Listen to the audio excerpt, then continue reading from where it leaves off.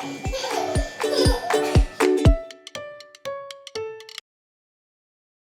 I'm Bill Cosgrove of the Utah chapter of the American Academy of Pediatrics, and today I'm interviewing Dr. Doug Goldsmith. Dr. Goldsmith is a child psychologist who's been essentially the director of the Children's Center here in Utah for the last 2 decades.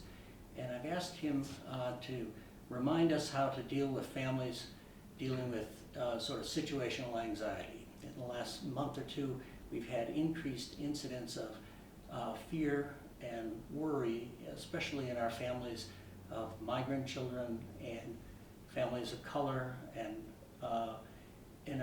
with that new sense of anxiety that's pervading our children, we as pediatricians have to deal with it in our offices. And I've asked Dr. Goldsmith to give us some ideas about how to deal with all of the new anxieties in our children. Doug. It's a lofty task. Lofty task. I think you're absolutely right, and we're hearing that echoed in the therapy offices as well, that little boys of color are saying, I'm scared, I'm going to be separated from my mom. Older children are saying, I'm terrified, I know that our family is going to be split up. Children are now even taking that to a higher level, and we're hearing in even the elementary schools, there's rumors between the children about we're about to have World War III, which is obviously really terrifying. I think one of the parts we want to look at is, first of all, parents take care of themselves. And we say, if the parents are too agitated and too stressed, it's not a good time to talk to our kids. The reassurance can be really perceived by children as, this is false, you don't believe it, I've seen you and dad are too upset, or I've seen you talking to your friends and you're too upset, and children will quickly pick that up and go, I don't trust in the adults, I don't think things are really going to be okay. They get the sense we're pushing the message a little too hard, and it scares them. I think that's exactly what they see. And I think what's important first is for the parents to hear the child. What are you worried about? What are you hearing on the playground? Because a lot of the times, the parent will be able to correct some irrational or illogical thoughts that are contributing to the anxiety. One of the things that we want to make sure is that we don't start to say to kids, well, if you're scared to go to school, then don't go to school, because once we do that, it's very hard to get them back. It validates their fear, like there's something really there. Once we give in to the anxiety, it goes, well, then I guess it is real and there really is something to be anxious about, which for the anxious kids is really even more terrifying. I think the other part that can be really helpful is, first of all, listening to the child. And second of all, saying to the child, Daddy and I, or my partner and I, whoever is the major caregivers for this child, say, we're monitoring the news really closely.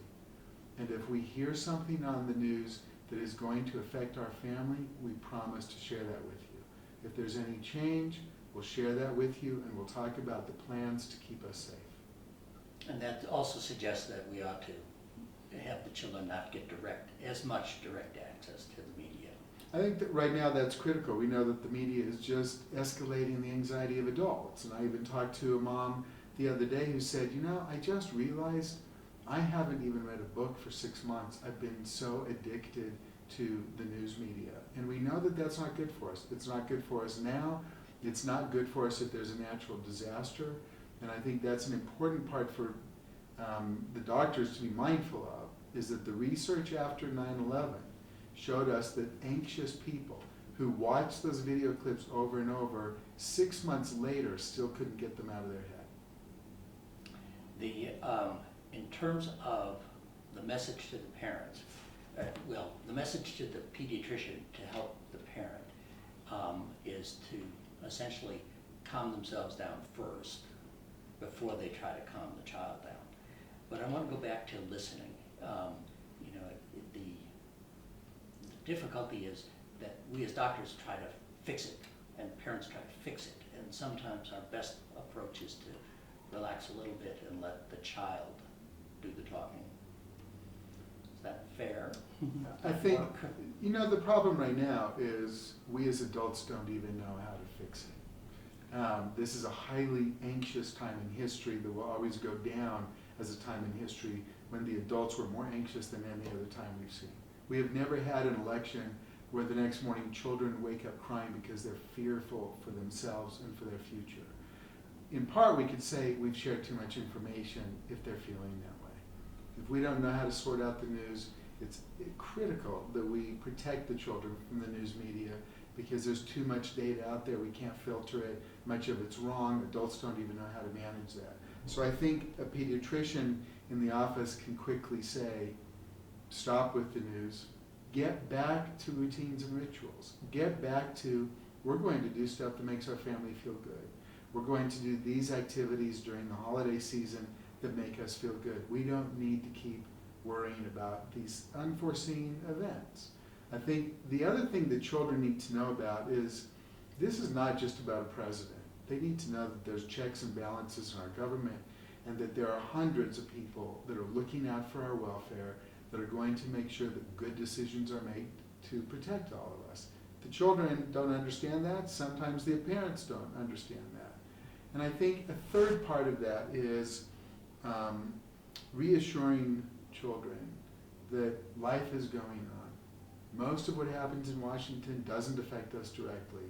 And if it begins to or looks like it's going to, we're going to make a plan to keep us all safe and cared for. And the other thing you mentioned is to reinstill or reinforce the rituals, bedtime and eating together and story time, and so that the sameness and the consistency in the child's life is reinforced. I think that's critical, and I think the parents are going to know and always ask us, what signs should I watch for? Well, obviously, disrupted eating behaviors, sleeping behaviors, more irritability, more anger, decrease in school grades, that's all important. I think in addition though, for the older kids, so, third grade on up, we should also really talk to them about this is an opportunity.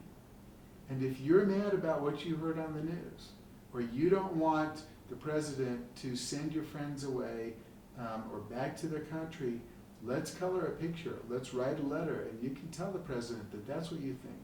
And I think the silver lining here is to activate this generation to become more involved and more active in managing their stress by working closely with government and teaching them at a young age, you need to be heard and you need to make sure your voice is heard. I think that's a very healthy adaptation to an uncertain time. And essentially, part of what they're missing is the sense of control, and doing something, even drawing a picture, gives the child a sense of being able to control something. Mm-hmm. And I think sending it off and saying, the president's going to read your letter, and Congress is going to read your letter, and they're going to know that that's how you feel, and you feel strongly about it. Doesn't mean we're going to win, but it means you were able to do something instead of feel more victimized. I think the only other part is to appreciate that there are truly children out there that are anxious with a psychiatric diagnosis of anxiety, and some of those kids really should be directed into mental health care. And some of those kids who weren't fully diagnosed are now going to be more obvious. There's a good possibility of that. Yeah. I think the last part actually did have one piece, is the bullying. And we're seeing too much bullying and an increase in bullying. And even situations where kids are being harassed by adults about your mother voted for Clinton or Trump and we're mad at you. We gotta be really careful about that. And one of the things that I found really helpful for kids being teased or harassed, whether they're Muslim or kids of color, is to say to the child, let's go tell the teacher what you just said to me. That scares the perpetrator, it scares the bully, because they don't want to be in trouble, and it empowers the victim. And I think we have found that that's, as an intervention, can be really helpful.